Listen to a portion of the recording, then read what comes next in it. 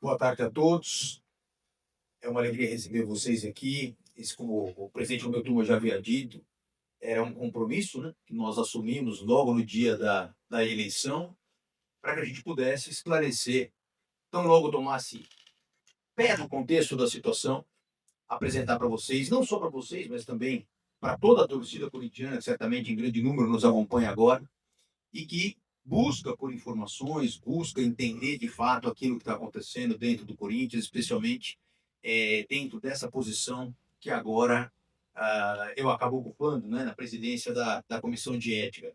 Mas eu acho que, para começar, é bom deixar claro alguns pontos, né, alguns questionamentos que eu venho recebendo. São questionamentos absolutamente pertinentes, acho que tem tudo a ver com o momento, né? E que essa é uma oportunidade muito especial para que a gente possa esclarecer. Primeiro de tudo, quero começar dizendo que a minha presença hoje aqui, ela tem também um objetivo principal, que é esclarecer um pouco sobre essa minha nova função no Corinthians, né, assumindo agora a vice-presidência do Conselho Deliberativo, e muitas vezes é, indicar o motivo pelo qual eu desejei, se é que posso usar o termo desejei, trocar a diretoria executiva para o conselho deliberativo. Isso é uma outra pergunta que eu recebo muito. Poxa, mas você vai sair da superintendência jurídica, vai para o conselho, por qual razão? Eu falo aqui uma coisa muito pessoal, uma coisa muito peculiar. Eu senti que essa nova função, claro, se fosse vencedor da eleição, como acabou acontecendo, poderia possibilitar a minha contribuição maior para o Corinthians. Em que sentido? A partir do momento em que me coloco na posição de vice-presidente do Conselho Deliberativo, automaticamente assumo a presidência da Comissão de Ética do Conselho e também passo a integrar o CORE, o Conselho de Orientação do Corinthians. Então, entendi que ali haveria um espaço maior. Então, o que significa dizer isso? Não foi uma saída, foi uma escolha para uma maior responsabilidade. Foi exatamente esse o raciocínio que eu desenvolvi na ocasião.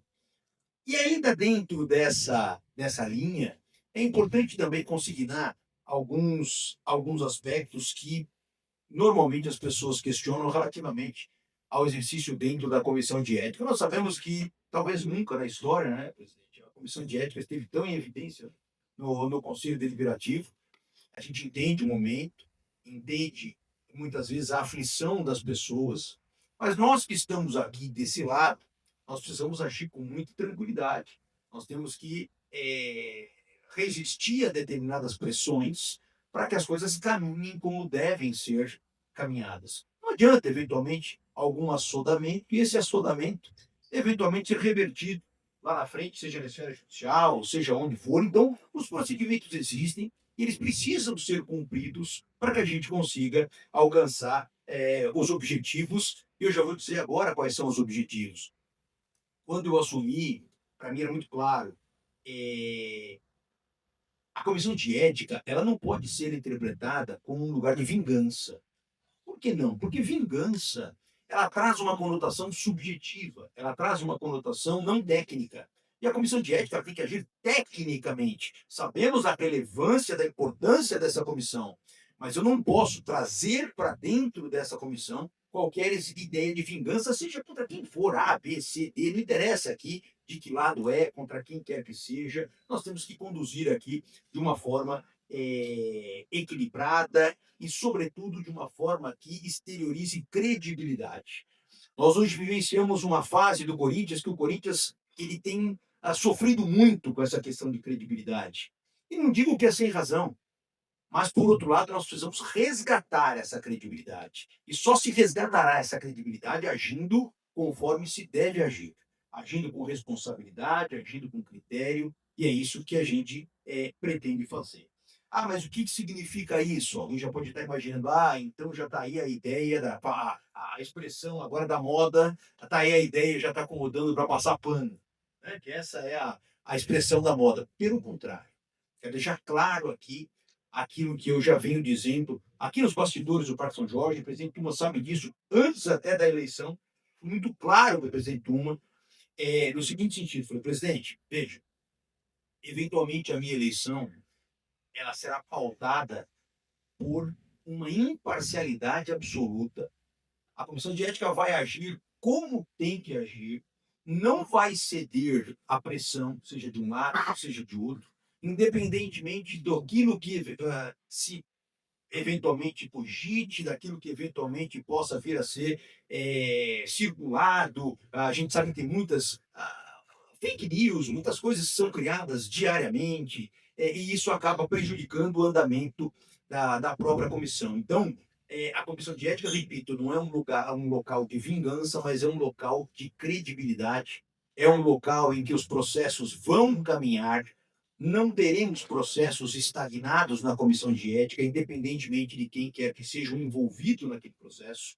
Então, isso vai encaminhar, como, aliás, já está caminhando. Sei que serei indagado aí por vocês, não quero antecipar eventuais respostas, e com isso frustrar algumas perguntas, né? Mas, de toda maneira, muitas providências já foram tomadas. Eu já consegui entender, já consegui mapear como está a comissão de ética. Hoje, inclusive, terei minha primeira participação no CORE, à noite, por uma coincidência também, a reunião do CORE está agendada para hoje. Então, eu preciso passar esse panorama geral para vocês. A ética é, no meu modo de ver, o pilar da credibilidade do Corinthians. E a gente primeiro precisa ter, se a gente busca uma credibilidade externa, nós precisamos primeiro resgatar a credibilidade interna no clube, que também está muito maculada. E então, daquilo que depender da comissão que eu presido hoje, a credibilidade será resgatada no Corinthians. Então, fico aqui à disposição de vocês para eventuais perguntas, para que eu possa aprofundar um pouquinho mais desses itens na medida que vocês forem perguntando. Muito obrigado. Só, complementando o que o doutor Pantaleão falou, eu precisava dar um esclarecimento. O doutor Pantaleão já era conselheiro, ele estava emprestado, vamos dizer assim, para a diretoria, ocupando o cargo lá de superintendente jurídico, retornou ao conselho para ser candidato a vice-presidente do conselho, foi eleito vice-presidente e aí assumiu a comissão de ética. O conselho tem direito a indicar um representante para participar das reuniões do CORE, e esse papel é do vice-presidente do conselho. Eu queria também deixar claro uma questão que ultimamente tem sido muito explorada, eu não digo pela imprensa, até pela imprensa, por militar no clube, por acompanhar vocês, especialmente os setoristas, mas especialmente por influência, enfim, por pessoas que não convivem no dia a dia, dá a impressão que a gente é dono do clube. Aqui ninguém é dono do Corinthians. O Corinthians não tem dono. O que a gente faz, e a nossa obrigação estatutária fazer, é respeitar o estatuto. Ninguém pode querer que aconteça absolutamente nada dentro do clube que não esteja nas regras estatutárias. O meu papel no Corinthians, o meu papel enquanto presidente do Conselho Deliberativo é ser guardião do estatuto. Eu não posso permitir que nada aconteça, nem além e nem aquém do estatuto. Nosso papel é de conselheiro. Muitas vezes a gente precisa aconselhar também. Nossa obrigação, sob pena da gente responder solidariamente com questões que fujam às regras estatutárias. Então, aqui ninguém é dono do Corinthians. Nossa obrigação é orientar, muitas vezes, a diretoria. A gente não pode cair na pilha dos semeadores, do caos, de pessoas que tentam diuturnamente desestabilizar gestões, com narrativas, com informações truncadas, com informações falsas, e também diuturnamente ficam gerando crises, e buscam sempre essas divisões internas, divisões que só prejudicam o clube. Nosso papel é esse. Aqui ninguém é dono do Corinthians. A gente tem que fazer cumprir a lei, cumprir a regra interna, que é a nossa Constituição. Se ela é ruim, nós vamos mudar.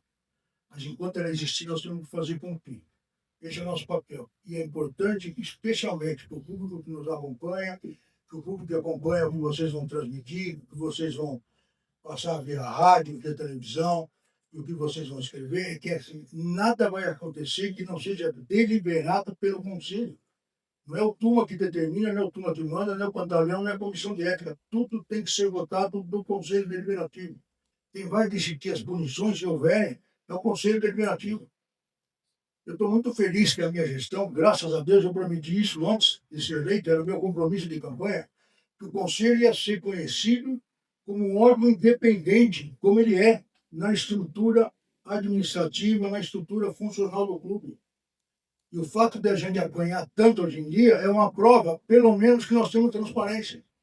Que todo mundo conhece o conselho, todo mundo sabe o que o conselho faz ou deixa de fazer, e que todo mundo ataca o conselho, é porque ele hoje existe, todo mundo conhece e sabe as nossas obrigações. Se a gente faz bem ou mal, paciência. É o preço da gente ser conhecido. Mas o conselho hoje é conhecido por todo mundo e todo mundo sabe quais são as nossas atribuições. Graças a Deus, nós conseguimos mostrar que nós somos hoje um órgão independente e não é mais um puxadinho da diretoria. Se a gente erra ou não, faz parte do nosso trabalho. E a gente tem que assumir as críticas e tentar melhorar. É isso que a gente busca fazer e essa é a minha missão. Melhorar sempre e aprender com as críticas, aquelas que são construtivas, aquelas que são pertinentes e aquelas que a gente sempre tem que ouvir, aceitar e procurar melhorar. É isso que eu queria complementar. Obrigado.